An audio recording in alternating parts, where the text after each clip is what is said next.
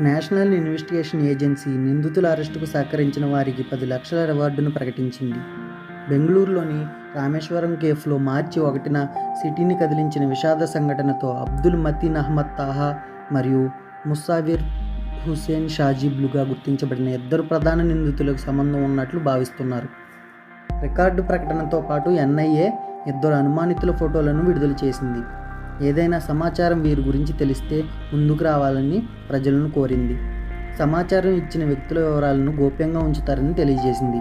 మీకు ఎవరైనా ఈ ఫోటోలో కనిపించిన వ్యక్తులుగా కనిపించిన అనుమానితులుగా ఉన్న ఈ ఫోటోలో ఉన్న నెంబర్స్ను కాంటాక్ట్ అవ్వండి.